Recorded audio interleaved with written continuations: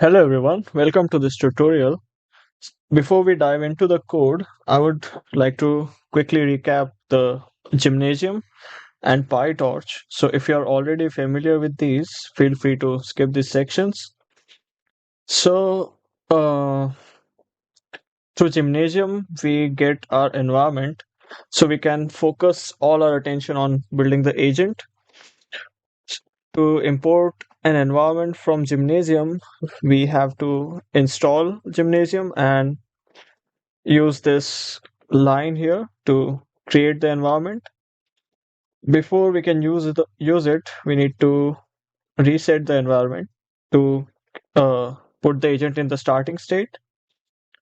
Then by using our policy, we select an action which we'll be implementing in our code. Then we supply that action to the environment, and in return we get the next state reward, and we get the information if the episode is over or not. So we for implementing this interface, we will be creating our policy and we'll getting our environment from the gym. So that's the syntax. And we are going to use to be able to use Gymnasium, we need to install it using this command in our command prompt.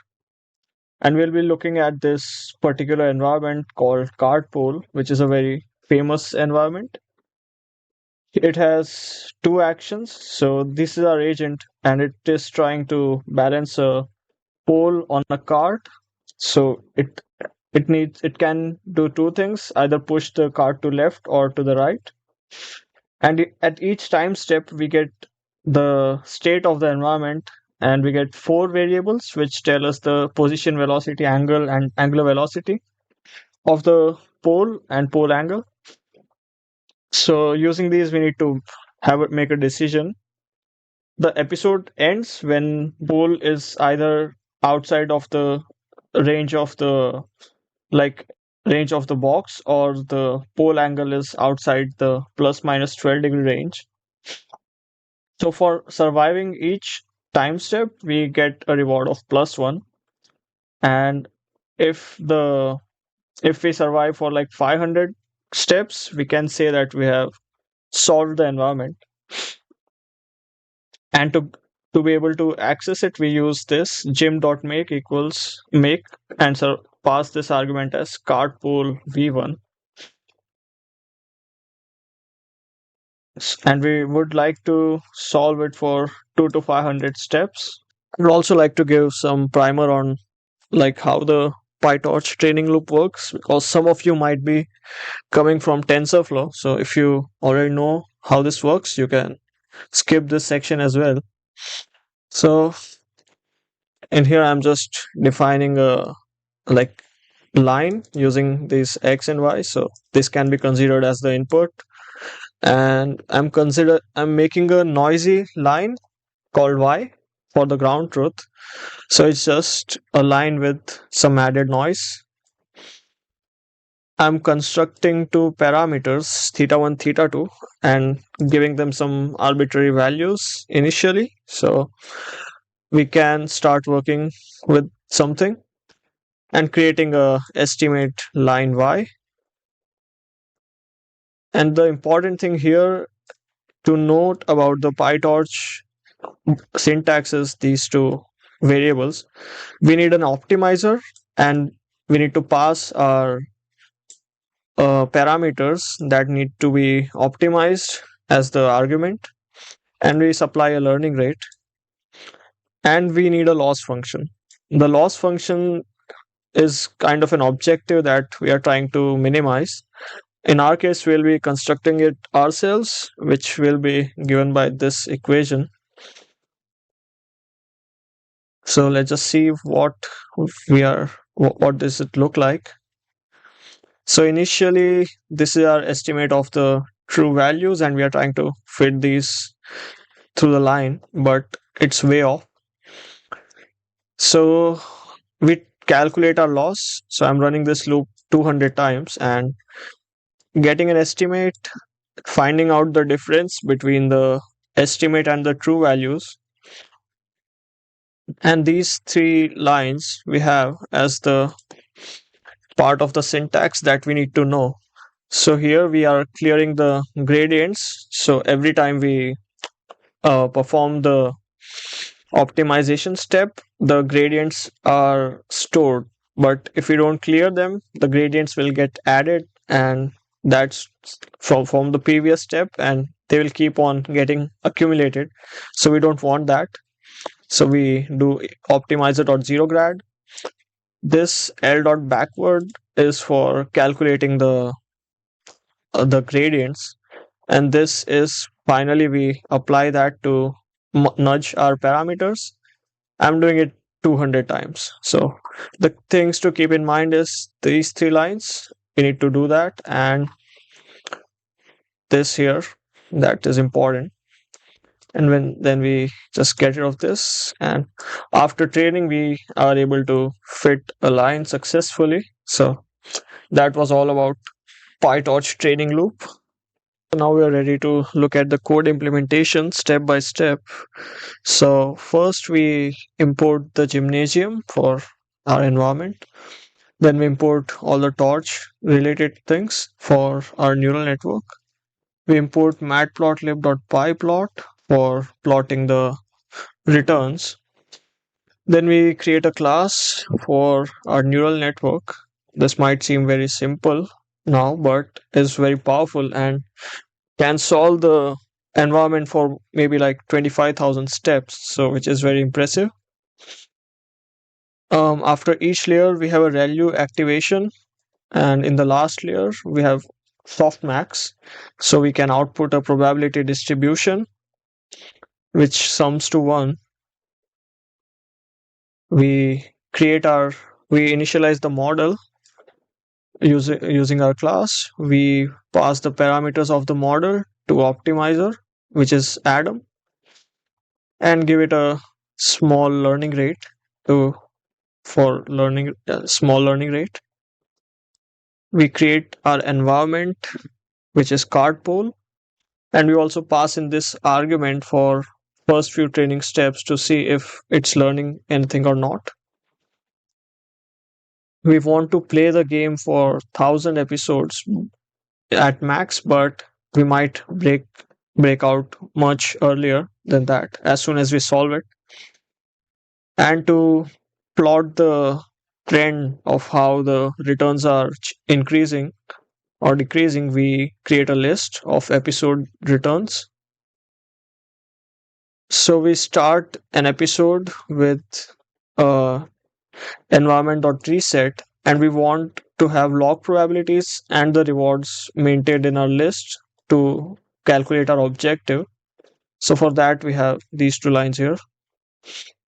We reset the environment, and this first element is the state. So for accessing it, we use here 0. And to give it as input to our neural net, it needs to be a tensor. So we convert it to torch tensor. And there's also type checking in PyTorch. So it needs to be a torch.float32. Then we give it as the input to our model, and we get the out action probabilities for the state, and then we pass it to this function, which is very useful because it gives us the sample method here that can be used for sampling the action. So we can sample the action and pass it to the environment, and the environment expects a number here, so we need to convert it to a number, and it can't be a tensor. We do that by using .item, and we convert the state that we receive to a tensor again. So environment returns a state, a reward of that time step, and if the game is over or not using terminated variable. We append the rewards to our rewards list, and we also use this function log prob to get the log probability of our action. which comes in this categorical class. And if the game is terminated, we just break out of the loop. Once we are out of the game, we want the returns that we would get at each time step. So for that, we make a list for like of the length of the episode, and this variable is the running variable which will maintain the sum of the rewards and will be used for updating the returns list. And there is something called baseline. So it is possible that, let's say, you make a move and it was a very good move, but two moves after that you made a wrong move and game terminated quite early. But it could also happen that the you again do the same move, but after in this episode, after maybe 30 moves, there's a mistake, and so the return for each state is varying very widely. So there's a lot of variance in there. To reduce that variance, we subtract a baseline. What baseline does is, in our case we have used the average return of the trajectory. What it does is it centers the returns to zero. So the best 50% actions are encouraged, and the worst 50% actions that are probably going to be near the end of the episode, they will be discouraged. So because like the 50% of the last 50% will have lower return than the average return, so those guys will be discouraged using baseline, because this s minus baseline term will make them negative. To calculate our returns, what we do is we loop through the rewards list in reverse. And so, for example, the reward return for the last time step would be the reward that was received in that time step. For the second last, it would be the reward which was received in that time step plus the last reward. So that would be sum of second last and last. So third last return would be the sum of last three rewards. So the reward at each time step from there till the end would be this sum here. So for finding that sum, we loop in the reverse and update in the reverse order. Now we need a tensor of log probabilities. So it's currently a list, so we can't multiply it directly with returns. So here we are trying to implement this equation here. We want the gradient of RT times log of action probabilities, and then we can sum them, and then we can find the gradient. So for that we need a tensor here. So we do that by using torch.stack. We also have returns here. We convert the returns to tensor by using torch.tensor and give it a d type. We could have used torch.tensor here, but that would disconnect our log probabilities from our computation graph. For preserving the computation graph, we need to use stack here, so our everything is being watched properly. Here we have a log probs times returns, so that equation, and then we sum here. So it's just an expectation, and then we do our optimizer.zeroGrad, loss.backward, optimizer.step that we saw earlier, and then we just print the returns of the episode, and then we append the returns to our episode returns list.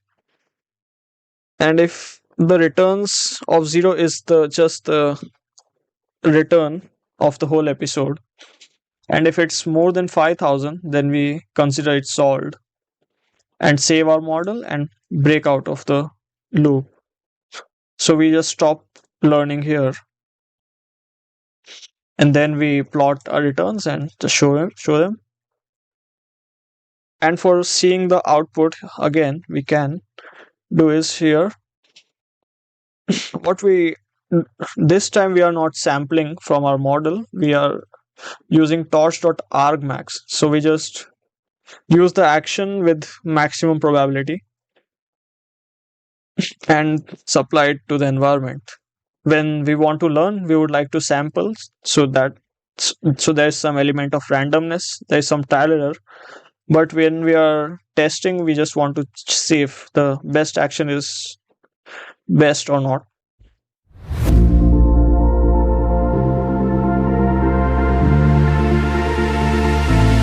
We can see here that the agent is learning because its behavior is changing from time to time, which is a mark of learning.